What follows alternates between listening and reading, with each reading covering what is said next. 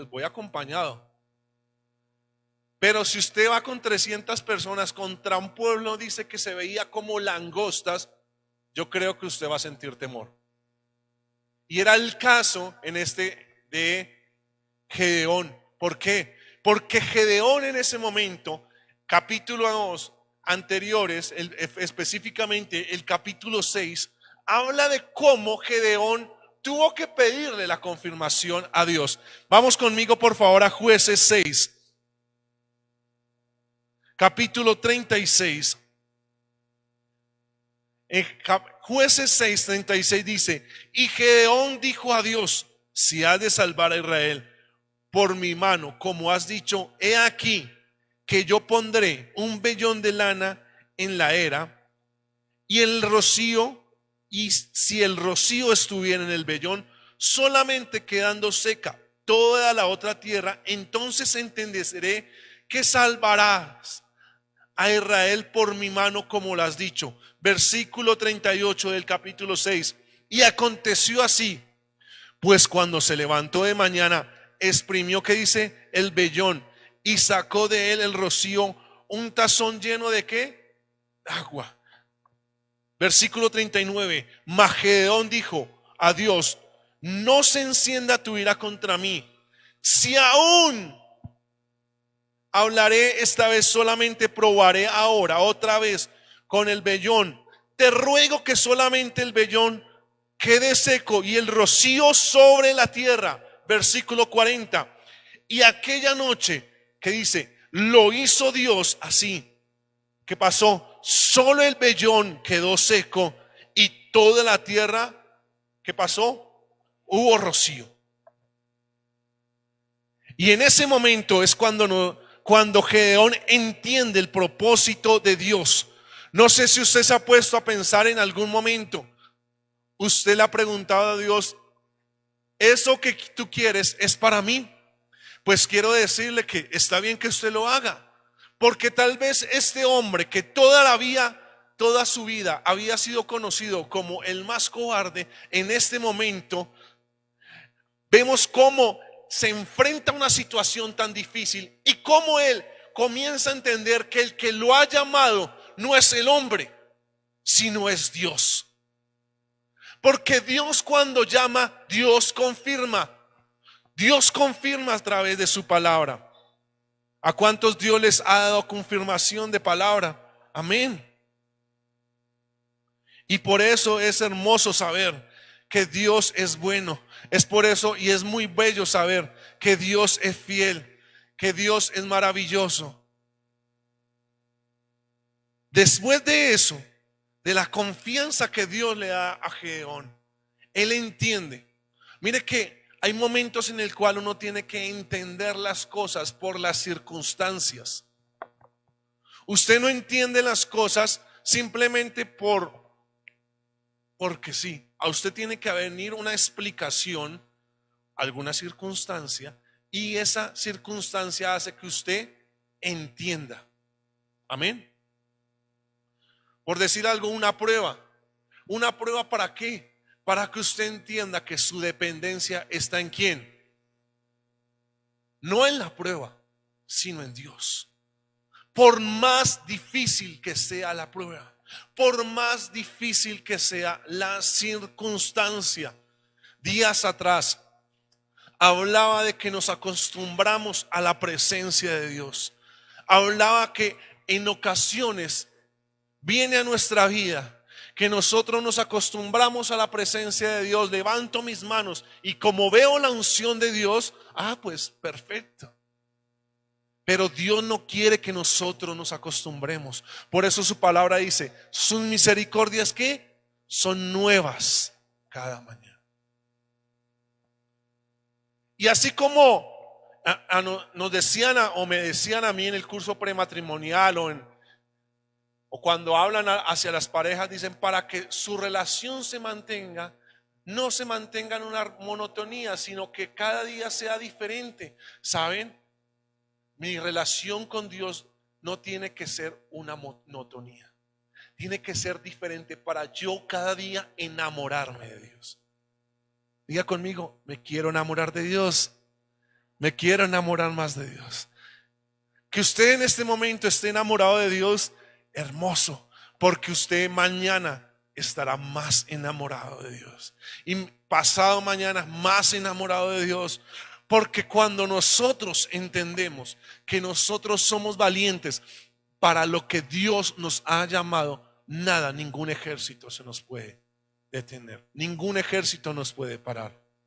Entonces, por más dificultades, por más pruebas, Dios ya ha determinado algo. Y la determinación de Dios, si te dice, tú vas a hacer esto, por más pruebas, por más obstáculos, va a pasar. El pueblo de Dios, cuando Dios le dice, cuando Dios les dice al pueblo, que marchen alrededor de las murallas, el pueblo no entendía lo que Dios le estaba diciendo, pero simplemente obedecieron. ¿Y por qué obedecieron? Porque ellos dijeron, bueno, si nos sacó de Egipto, y miren que esa no fue la generación, esa fue la otra generación, porque recuerde que una generación se perdió en el desierto. ¿Por qué? Porque no entendieron el propósito de Dios. Porque no vieron más allá de sus ojos. Cuando a veces nosotros nos quedamos simplemente con lo que ven nuestros ojos. Mis ojos están viendo una dificultad, pero los ojos de Dios están viendo que hay algo, que hay un propósito más grande. Y eso es lo que Dios quiere, que tú no te quedes con lo que ven tus ojos naturales, sino que veas con tus ojos espirituales, que te determines a hacer las cosas y Dios te dará la victoria. Amén. Y Dios te dará la victoria. Ser valientes en los momentos más difíciles. Me quedo sorprendido cuando escuchaba en alguna vez como personas les tocaba caminar 3-4 horas para ir hasta una iglesia, para congregarse en un culto. No en la ciudad, sino en los campos. Y como muchos de ellos llegaban embarrados, pedían el baño, se limpiaban, se cambiaban porque llevaban una bolsita y se cambiaban. Y eso realmente es muy bonito, ver cómo personas no se limitan. Nosotros aquí lo más lejos que podríamos estar de la congregación es 1 hora. Y a veces nos quejamos. Y hay personas que son valientes, que son determinadas. Amén. Dice que el reino de Dios, ¿qué dice? Sufre violencia. ¿Quiénes lo arrebatan? Los valientes. Otra versión que leía decía que los violentos son los que arrebatan. Valientes. ¿Por qué? Porque no es para cobardes. ¿Por qué? Porque a veces nos dicen, no, tiene que orar, porque hay una atmósfera espiritual. ¿Saben?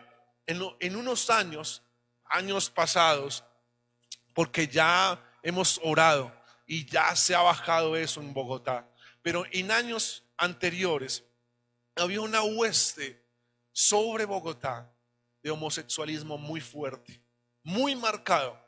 Claro, en este momento hay mucho, pero años atrás era muy fuerte eso. Y saben, a veces decimos, oremos por eso. No, pero ¿por qué tengo que orar? Los valientes, las personas decididas son los que arrebatan. Son las personas que dicen, Señor, rompo toda atadura, todo lo que se ha querido gestar.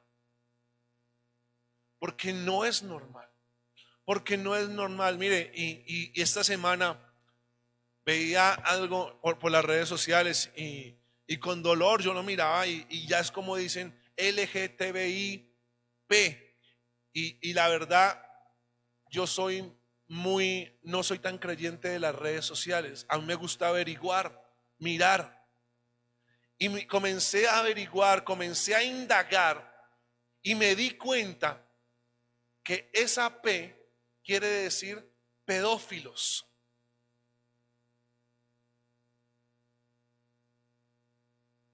Y saben, es algo que ya están metiendo muy sutilmente en los colegios, que una persona mayor puede estar con una persona menor.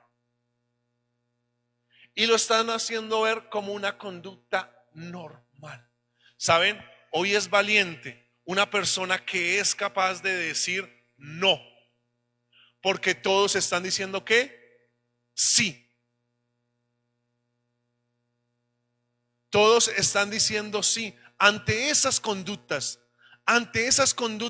tan fuertes, es necesario que nosotros que nos levantemos. Porque no es justo que los niños sean afectados por una conducta antinatural del hombre, por una conducta que no es natural. Entonces, si nosotros vemos, podemos decirle: Señor, hoy rompemos todo eso, rompo todo yugo. Amén.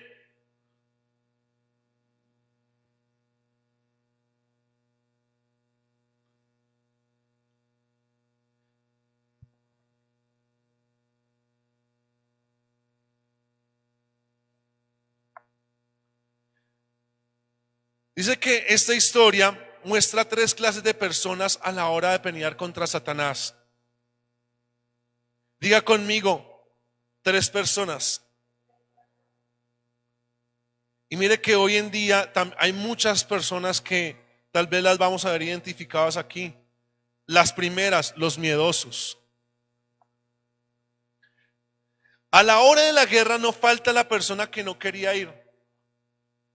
Cuando hay una guerra, es normal, es lógico que hayan personas que no quieran ir a la guerra.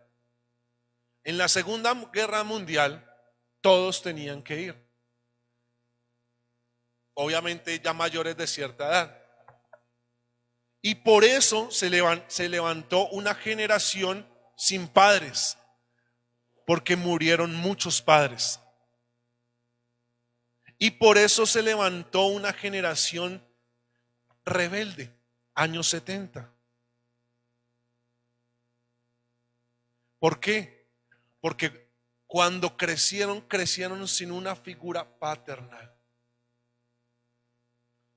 Y claro, yo hablo que ¿a quién de los que estamos aquí les diría: no, tome esta pistola y tiene que ir a pelear y seguramente puede morir? Pues si a mí me dicen eso, pues obviamente tendría miedo y no iría. Haría lo posible, no sé, pues por algo buscamos la forma para pagar la libreta. Dice que se devolvieron más de 22,000 ¿qué? Soldados. También habla que encontramos los impacientes. ¿Cuántos de los que estamos aquí sinceramente hemos sido impacientes? Yo levanto las dos manos. No puedo levantar los pies porque me caigo, pero he sido muy impaciente en ocasiones. Pero mire que aquí vemos que se devolvieron 9,700 soldados. Entonces, vemos aquí 9,700, 22,000, pero ya Dios les había dicho algo y se lo había dicho a Gedeón, versículo 5. Entonces llevó al pueblo a las aguas y dijo a Gedeón: cualquiera que lamiera las aguas con la lengua, como la lame el perro, a aquellas pondrás aparte a sí mismo a cualquiera que se doblare sobre sus rodillas para beber. ¿Cuántos aquí han tenido una sed increíble?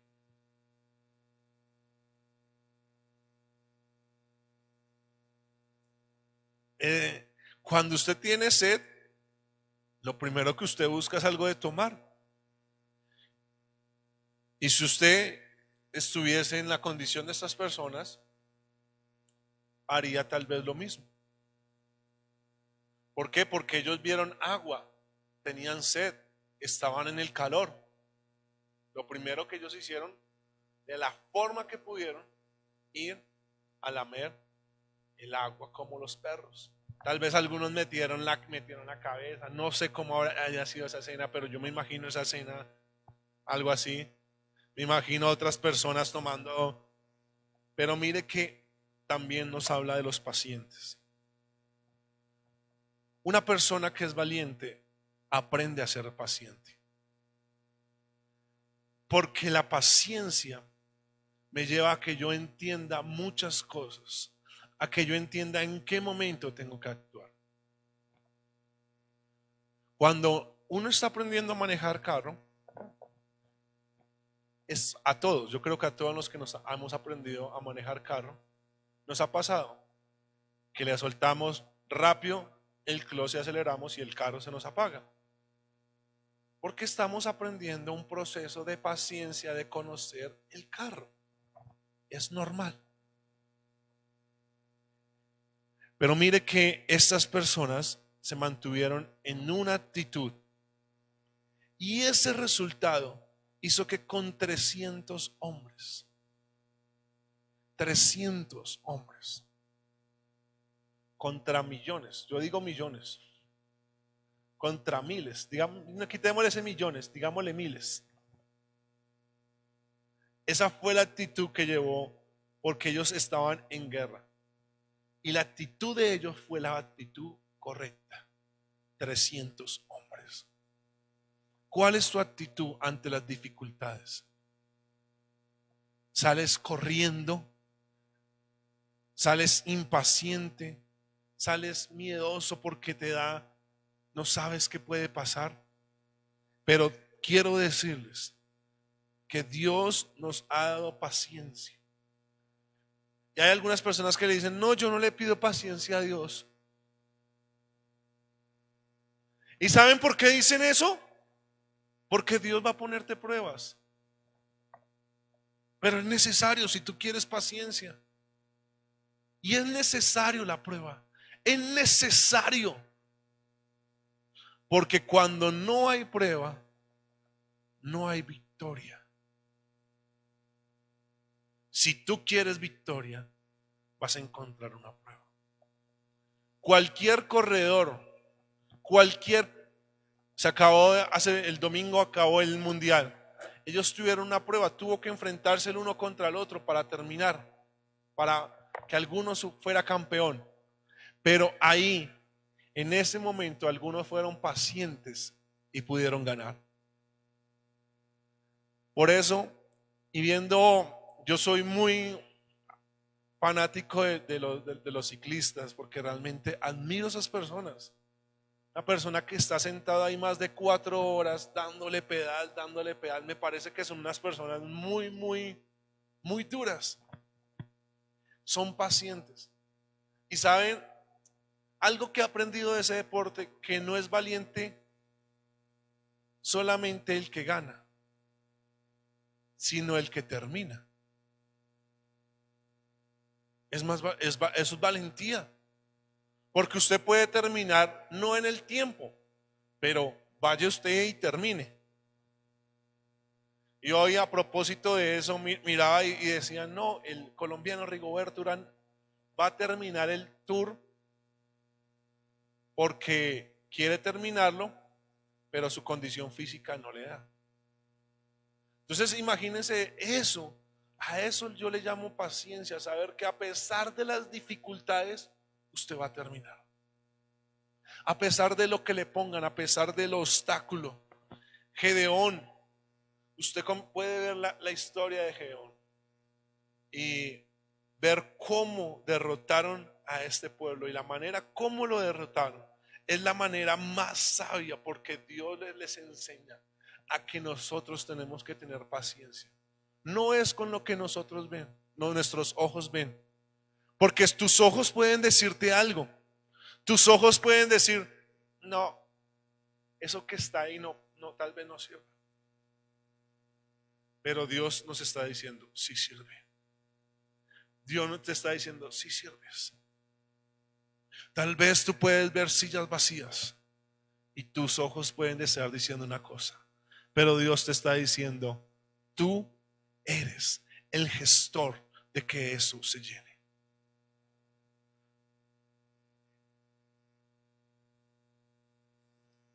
Dios no quiere probarnos para que nos estanquemos, sino quiere probarnos para que triunfemos.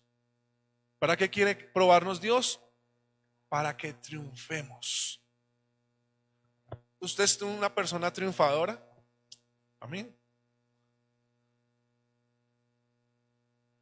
Hace unos años atrás leía la historia de las águilas, o cómo las águilas se renuevan y cómo las águilas duran hasta 70 años. Es increíble, ¿no? Pero llega un momento en el cual ellos tienen que hacer un proceso supremamente doloroso. Es en ese momento en el cual ya dicen que después de los 40 años tienen sus uñas muy flexibles y no consiguen agarrar las presas. Su pico ya está tal vez dañado. Entonces, ¿qué tienen que ir a hacer ellos? Van a la parte más alta y romper para durar 30 años más. Eso es paciencia. Saber que Dios quiere renovarnos, que Dios quiere darnos un proceso. Volar, teóricamente, lo podría hacer, no lo podría hacer las águilas, no lo podría hacer las abejas, teóricamente. Lo digo con conocimiento de causa. Teóricamente no lo podrían hacer. Pero Dios le dio la capacidad de volar. ¿Por qué? Porque basado en las leyes físicas, no hay una sustentación. Basado en eso, la fricción del aire es más grande y no puede haber poder, solamente sus alas las haría que cayeran.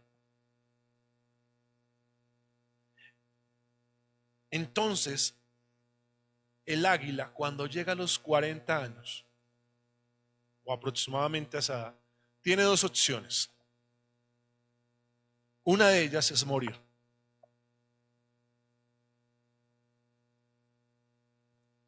No creo que ni siquiera un animal, tal vez irracional, el que sea, quiere morir, porque se acostumbró a que la naturaleza que Dios creó es bonita.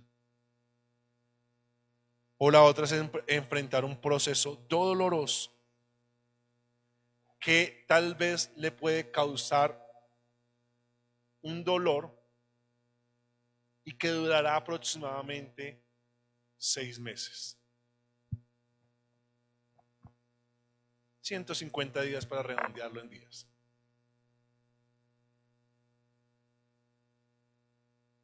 Dios quiere que nosotros nos renovemos cada día. Independientemente de cómo sea el proceso que tú tengas que afrontar, Dios quiere que te renueves, que no te estanques, que no te sientas en tu zona de confort y digas, llegué aquí y aquí me quedo. Dios quiere que vayas más allá. Dios quiere que vayas más allá. Entonces, voy a leerles básicamente en qué consiste el proceso. Ya se los dije un poco, se los paraba. Pero ese proceso consiste en volar hacia lo más alto de la montaña y refugiarse en un nido próximo a una pared donde necesite volar, donde apenas encuentra ese lugar, las águilas comienzan a golpear su pico contra la pared hasta conseguir arrancarlo. Apenas lo arranca, debe esperar a que le nazca un nuevo pico con el cual puede y va a arrancar sus viejas uñas. Y cuando las nuevas uñas comenzaron a nacer, prosiguen a arrancarse su plumaje. ¿Es un proceso fácil? No. Aún leerlo es un poco duro, durísimo. Pero quiero decirles que Dios en su naturaleza les dio esa oportunidad. Y Dios a nosotros nos ha dado la oportunidad de ser valientes, de determinarnos a hacer algo, de no quedarnos en nuestra zona de confort. Ya tengo la silla calientica, qué rico. Ya sé que esta es mi silla. No, esa silla no tiene ninguna escritura. Entonces, por ende, no le pertenece a nadie. ¿Saben? Esa silla le pertenece al Señor Jesús, pero Él quiere ver esas sillas llenas. ¿Por qué? Porque Él quiere manifestar en esas sillas llenas su gloria. Y nosotros que estamos aquí, que somos valientes, que nos hemos determinado a hacer algo, veremos la gloria de Dios. Entonces, después de ese proceso, de esos procesos tan largos, tan angustiosos, esta águila tiene unos años más de vida. Y Dios quiere darte a ti años de vida, años de victoria. Nosotros podemos resguardarnos en un proceso de renovación, de restauración. Y cuando veamos eso, todas las ataduras, todo lo que quiera, todas las costumbres van a ser quitadas. Es muy curioso cuando cuando han dicho la historia de las costumbres, que ya se arraigan las costumbres, y de pronto cuando alguien rompe una costumbre, ¿qué hizo?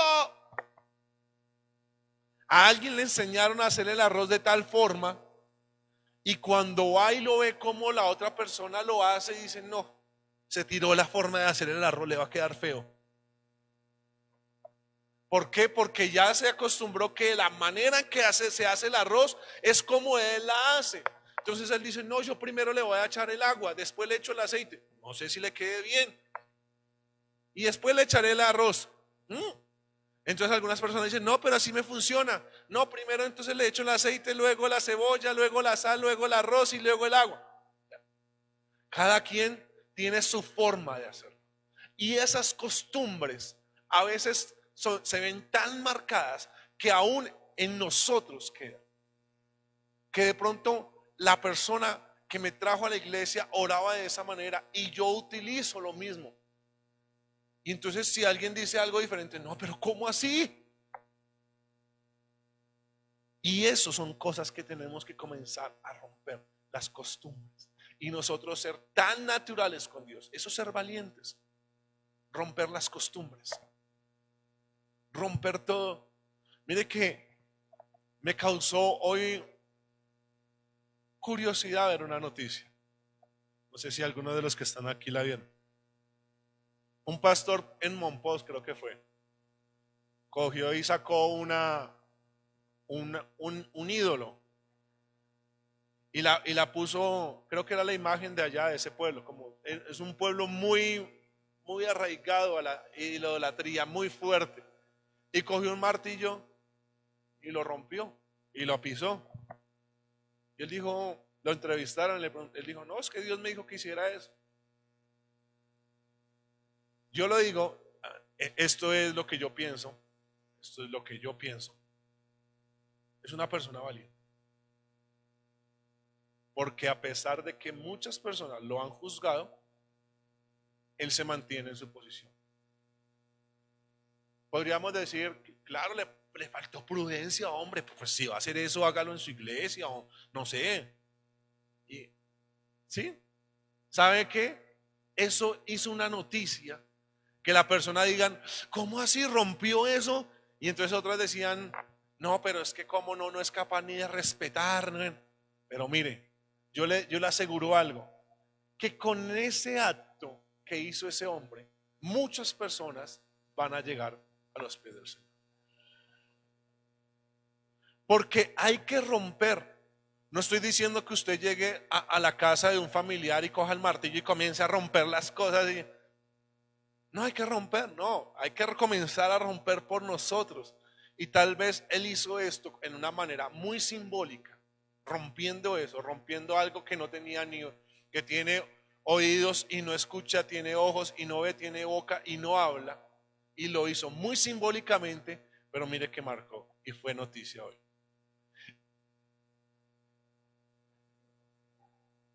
Sí.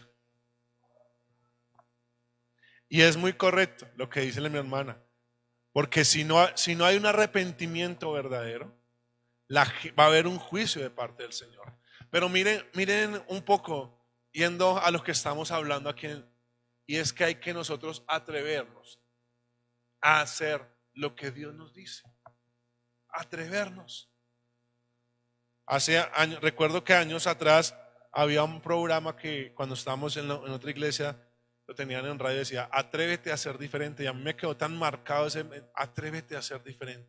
El ser diferente requiere valentía, pero también requiere que nosotros aprendamos a ser pacientes. Gedeón, la historia de Gedeón es una historia muy bonita, porque como ellos van al pueblo, como ellos destruyen ese pueblo con 300 hombres, con unas trompetas y con unas vasijas llenas de una batea.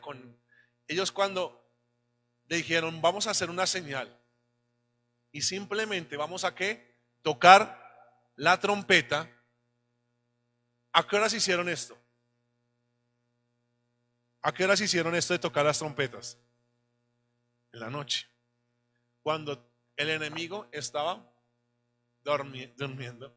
Fueron, tocaron la trompeta, lanzaron las vasijas con las teas, y eso produjo como si fuera una explosión. Imagínense 300 cosas de esas, tocando la trompeta.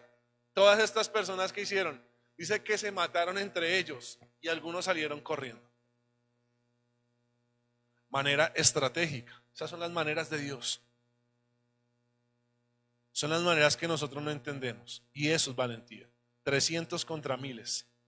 Pero fueron capaces de destruirlos y de marcar la diferencia. Y yo siempre he dicho que aún las grandes industrias toman esto como ejemplo, que hace poco sacaron una película, 300, pues obviamente le metieron ahí cosas de ficción y otras cosas, pero toman este número sabiendo que Dios hizo algo con 300 hombres que fueron valientes y que fueron decididos. Quiero invitarlos a que usted se coloque en pie, por favor.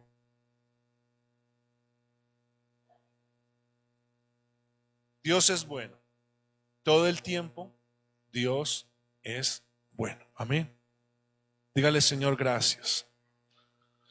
Yo te agradezco por tu fidelidad. Yo te agradezco porque hoy podemos estar en este lugar diciendo que te amamos con todo nuestro corazón, Espíritu Santo.